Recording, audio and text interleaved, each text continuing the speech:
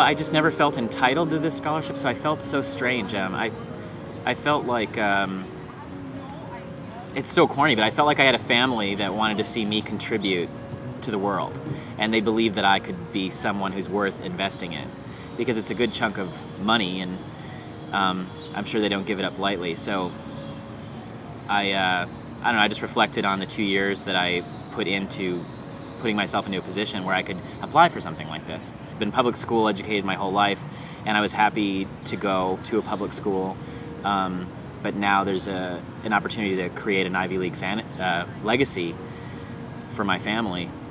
This scholarship, I feel, puts a burden on my shoulders to give back as much as I'm about to receive in the future, and so I don't feel I should come out of school with debt when I win a scholarship like this. So I'll choose whichever school will be the best financially as well as academically.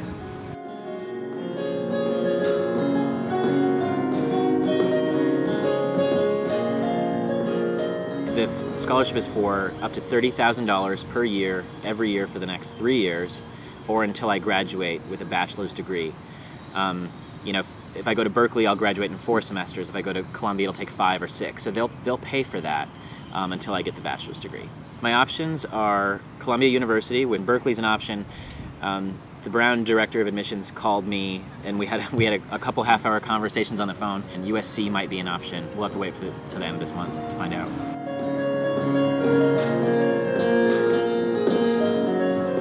No one in my family went to college. I'm from a family of 6. Only my mother graduated high school, besides myself. I thought my only future was to become a new Michael Jackson, or to become, I'll get a little country on you, or a street hustler or something like that. I love comedy. I love stand-up comedy a lot. I like, I feel more alive when I perform than when I do anything else. I feel like I contribute more. We had a piano in our house. These church nuns asked us if we could hold the piano in our house for a 6-month period, and they just left it there.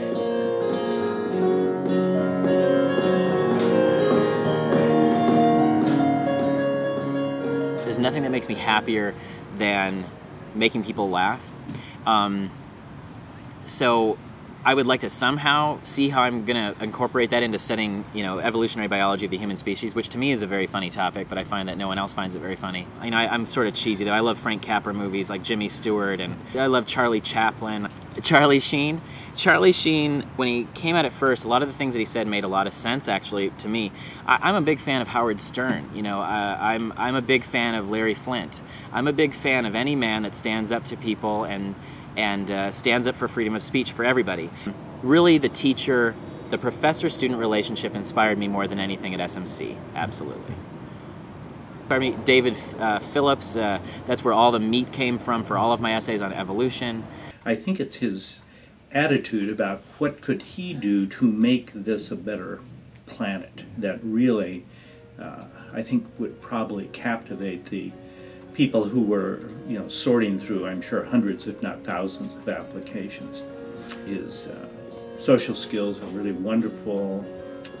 He's lighthearted, can laugh at both himself and other events in the world. And yet behind that is a very deep intellect. He's a very, very bright guy. Yeah, winning! Bye-bye!